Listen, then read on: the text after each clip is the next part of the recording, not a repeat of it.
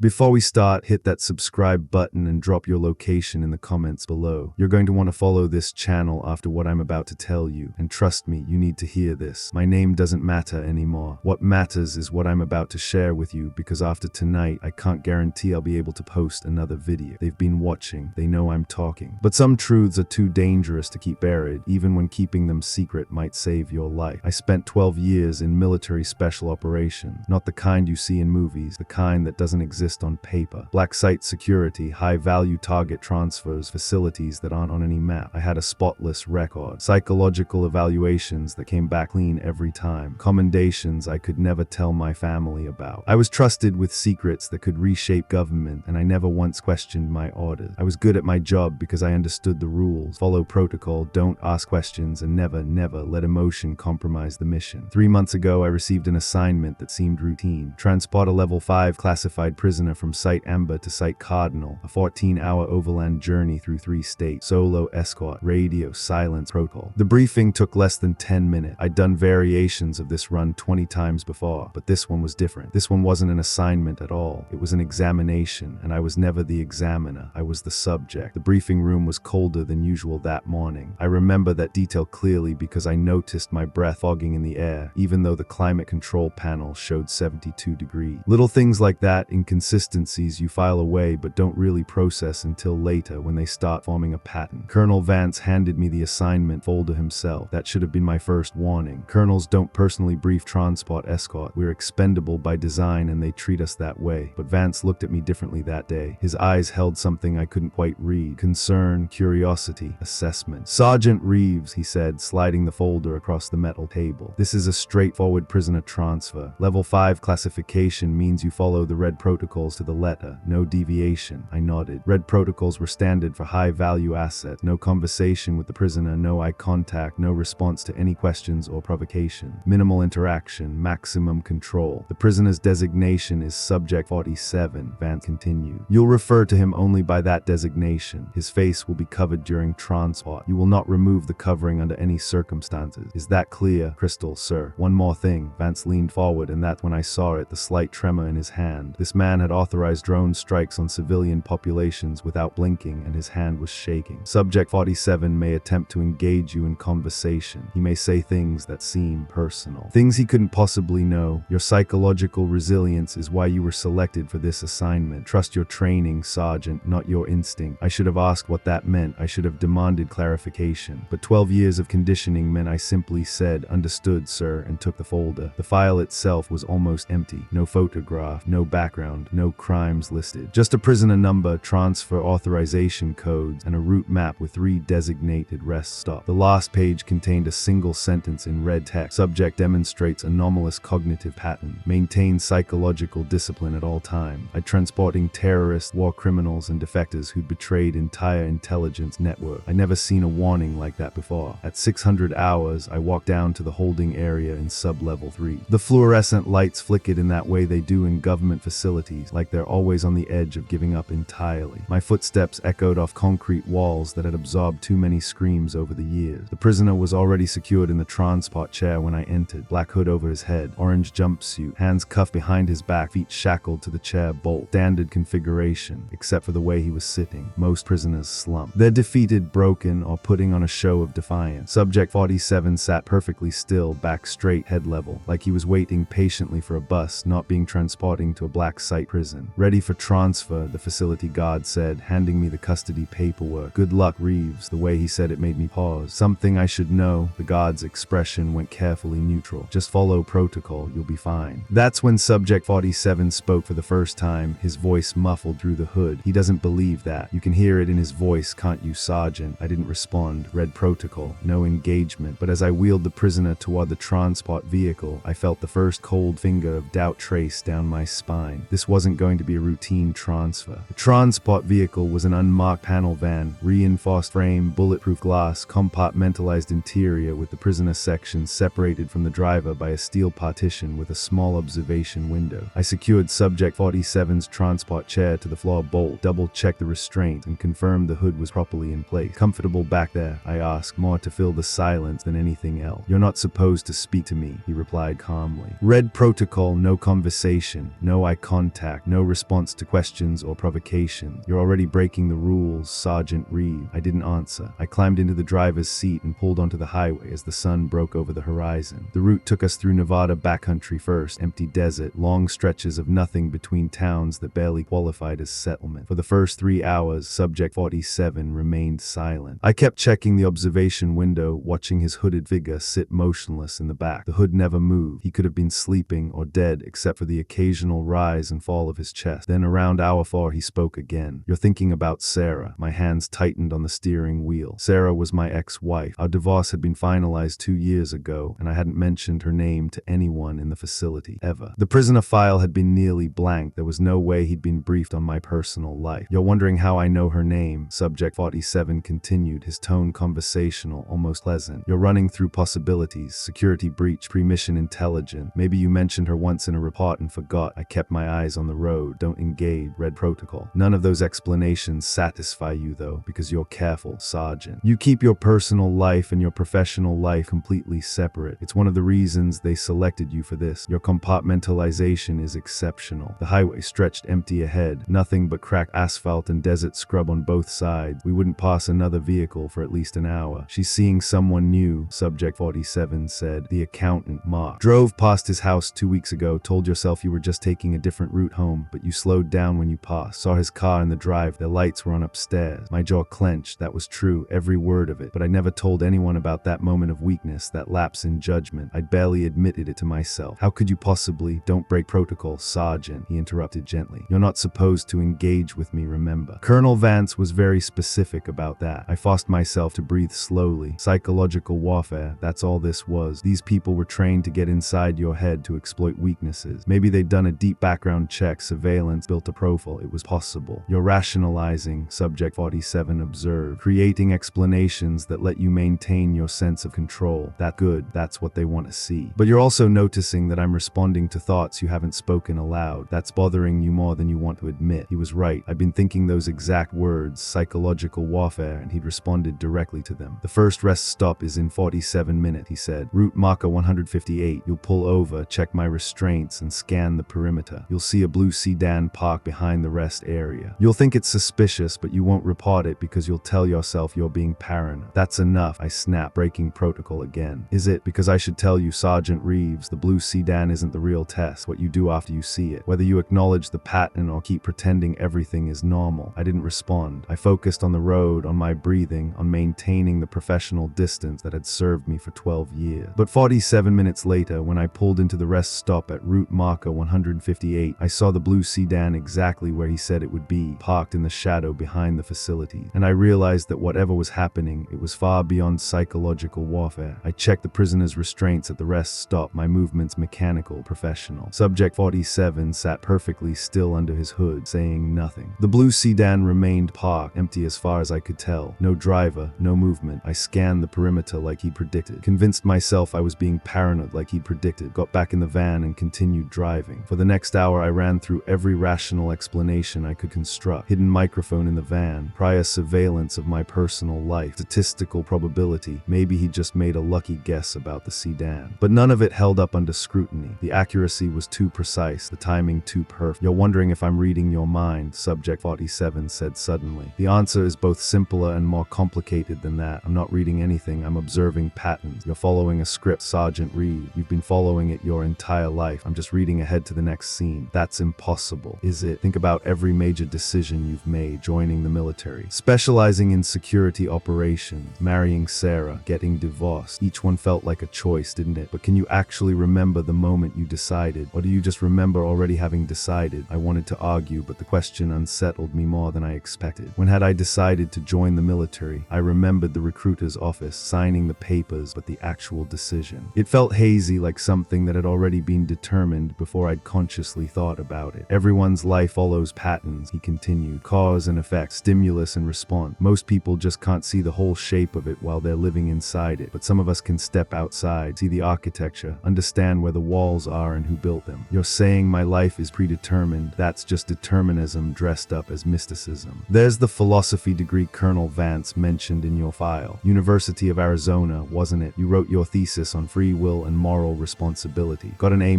because your professor thought your conclusion conclusions were too pessimistic. He was right again. That degree was buried so deep in my background it wasn't in any standard file. I'd never mentioned it in my service record. The question isn't whether your life is predetermined, Subject 47 said. Question is, if you knew exactly where the walls were, would you try to break through them? Or would you convince yourself they don't exist? We drove in silence for another 30 minutes. The sun climbed higher, turning the desert into waves of heat shimmer on the horizon. I kept checking the observation window, watching his motionless figure, trying to reconcile what was happening with anything that made sense. Then he asked the question that changed everything. Why did you really leave Sarah, Sergeant Reed? That's none of you tell yourself it was the job, the long deployments, the secrets you couldn't share, the distance it created. But that's not the whole truth, is it? The truth is that you left because you were afraid she'd eventually see what you really are, what this job has made you, and you couldn't bear the thought of her looking at you with anything less than the respect you no longer have for yourself. My hands were shaking now. Not just because he was right, though he was terrifyingly completely right, but because I was starting to understand that this wasn't about him demonstrating capability. This was about him showing me something I'd been avoiding. You're very good at following orders, Subject 47 continued. That's your gift and your curse. You've built a life around structure, hierarchy, rules, kept you safe, kept you functional. But deep down, you know there are orders you followed that you shouldn't have. Actions you've taken that cross lines you can't uncross. And the weight of that is crushing you, isn't it? Stop. You don't want me to stop. You want me to keep going. Because part of you is desperate to confess, to put down the burden, to have someone finally understand what it's like to be you. That's why you were selected for this assignment, Sergeant. Not because of your psychological resilience, because of your psychological breaking point. The words hit me like a physical blow. I pulled the van over to the side of the highway, hands gripping the steering wheel hard enough to hurt. Who are you? I demanded. What is this really about? Through the observation window, I saw Subject 47's hooded head tilt slightly, as if he were looking directly at me despite not being able to see. I'm someone who knows exactly what you're going through, he said quietly, because I sat in your seat once, and now you're sitting in mine. The question is whether you'll understand that before we reach Site Cardinal, because if you don't, well, then they'll have to start the whole process over with someone else. My blood went cold. What process? The one you're in right now, the evaluation. You're not escorting a prisoner, Sergeant Reeves. You're being tested. Every reaction, every rationalization, every moment of doubt, it's all being measured. The question they're trying to answer is simple. Are you ready to see the truth? Or will you cling to the comfortable lie until the end? I stared at him through the observation window, my mind racing. And if I'm not ready, I asked, then you'll deliver me to Site Cardinal, file your report, and go back to your life. They'll adjust the variables and try again with the next candidate. But something tells me you won't do that. Something tells me you're going to pull over at the second designated rest stop, and you're going to do something that violates every protocol you've ever followed. What's at the second rest stop? A choice, Subject 47 said, and everything depends on which one you make. The second designated rest stop was a weather-beaten truck stop 40 miles outside of Cedar City, Utah. A handful of semi-trailers sat in the parking lot like sleeping giants, their drivers catching a few hours of rest before the long hauls ahead. The building itself looked decades past its prime, faded paint, cracked windows, a flickering neon sign that advertised coffee and diesel fuel. I pulled the van into a spot away from the other vehicles, my mind churning through everything Subject 47 had said. Part of me wanted to dismiss it all as manipulation, an elaborate psychological game designed to destabilize me. But another part, the part that had been growing louder with each mile, knew that something fundamental had shifted. You're going to go inside, Subject 47 said as I turned off the engine. You'll tell yourself you're just using the restroom, getting coffee, maintaining normal operational procedure. But really, you're looking for confirmation, something that proves I'm wrong. Something that lets you go back to believing you're in control. I didn't respond. I climbed out of the van, checked that the prisoner compartment was secure, and walked toward the truck stop entrance. The interior was exactly what you'd expect. Scuffed linoleum floors, harsh fluorescent lighting, a tired clock behind a register, the smell of burnt coffee and fried food. I headed toward the restroom, passing a bulletin board covered in flyers and announcement. One flyer stopped me cold. It was a missing person poster. The face staring back at me from the photocopied image was mine, not similar, not someone who looked like me. My face, my name, Sergeant Marcus Reeves, and a date reported missing 3 months ago. The same day I'd received the assignment to transport Subject 47, my hands went numb. I reached out to touch the poster to confirm it was real, but before my fingers made contact, a voice spoke behind me. You shouldn't be here. I turned. The clock, a woman in her 60s with gray hair and tired eyes, was standing a few feet away, looking at me with an expression that was equal part confusion and concern. I work here most days, she said slowly, and I watched you go missing 3 months back, saw your face on the news. They said you disappeared during a routine military transport. Search went on for weeks. How are you standing in my truck stop right now? I don't understand. I stopped. stop. What had I been doing for 3 months? The timeline in my head was clear. I'd received the assignment this morning, started the transport 6 hours ago. But when I tried to remember what had happened yesterday or last week or last month, the memories felt thin, scripted, like someone had given me the outline of a life without filling in the actual details. You need to leave, the clerk said, her voice dropping to an urgent whisper. Right now, they've been watching this place, waiting to see if anyone comes asking questions. I don't know what you're caught up in, son, but it's nothing good. I backed toward the door, my heart hammering. None of this made sense. None of it could be real, but the poster was real. I could see it clearly, my own face staring back at me from the bulletin board, marked missing in bold red letters. I stumbled back to the van, my breathing ragged. Through the observation window, subject 47 sat motionless, waiting. You saw it, he said. It wasn't a question. What the hell is happening? My voice came out broken, desperate. That poster, the date, how is that possible? Because the timeline you remember isn't the timeline that actually occurred, Sergeant. You've been in transport for 3 months, this same journey, over and over. Each time they adjust the variables slightly. Each time they measure your responses. This is the 47th iteration, hence my designation. The world tilted. I gripped the side of the van to steady myself. That's not possible. You can't just reset someone's memory, consciousness, time itself. Subject 47's voice was gentle, almost sympathetic. You're right, those things should be impossible. But we're well beyond possible now, aren't we? The question is, how long have you actually been driving, Sergeant Reed? How many times have we had this exact conversation? And if this is the 47th iteration, what happened to the first 46 versions of you? I couldn't breathe. The desert around us suddenly felt too big, too empty, like a stage set rather than a real place. The sun hung at an angle that didn't quite match the time my watch showed. The shadows fell in directions that defied basic geometry. Look at your hands, Subject 47 said. I did. They looked normal at first. Then I noticed the scars, dozens of small white lines across my palms and knuckles that I didn't remember getting. Recent scars, still pink at the edges. My hands looked like someone had been conducting tests on them, taking samples, studying the tissue. They're measuring degradation, Subject 47 explained. Each iteration causes minor physical and psychological breakdown. By run 47, the subject usually can't maintain coherence anymore, but you're still here, still functional. That's why they're so interested in you. You're lasting longer than any previous candidate. Candidate for what? I demanded. For the position I currently hold. Someone has to sit in this chair, Sergeant. Someone has to be the test. And when you finally understand what that means, when you truly comprehend the system you've been serving, they'll know you're ready to replace me. I wanted to reject it all. Wanted to believe this was still just psychological manipulation, however sophisticated, but the evidence was mounting too high, too far. The missing person poster, the scars on my hand, the 3-month gap in my coherent memory, the way Subject 47 knew things he couldn't possibly know. Why me? I asked finally. Because you've always been good at following orders without asking too many questions. Because your psychological compartmentalization is exceptional. Because you've spent 12 years conditioning yourself to accept that some truths are classified, some operations exist outside normal accountability, some actions are justified by national security even when they violate every moral principle you claim to hold. You're perfect for this because you've trained yourself to live with cognitive dissonance. The words struck deep because they were undeniably true. But there's something else, Subject 47 continued. Something they didn't expect. Underneath all that conditioning, underneath all those protocols and procedures, there's still a part of you that wants to do the right thing. That's the part they're testing. The part that might break their system instead of being absorbed by it. I stood there in the truck stop parking lot, the weight of impossible revelation crushing down on me, and made a decision that changed everything. I walked to the back of the van and opened the prisoner compartment door. Subject 47 sat motionless as I approached him, my hands shaking as I reached for the hood. Every instinct screamed at me not to break protocol. 12 years of conditioning, 12 years of following orders without question, 12 years of trusting that the system knew better than I did. Are you sure you want to do this? He asked quietly. Once you see what's under this hood, you can't unsee it. You can't go back to the comfortable version of reality where you were just following orders. You'll have to carry the weight of knowing, and that weight, Sergeant, it destroys most people. My hands hovered over the hood. Is that a warning? I asked. It's a kindness. The last kindness I can offer you before you cross a line you can't uncross. I pulled the hood off. The face beneath was my own, not similar, not a twin. My exact face, down to the scar on my left cheek from a training accident, the slight crookedness of my nose from being broken twice, the tired lines around my eyes from too many sleepless nights. It was like looking in a mirror, except the reflection was sitting in a prisoner transport chair, hands cuffed, watching me with eyes that held knowledge I couldn't yet comprehend. Hello, Marcus,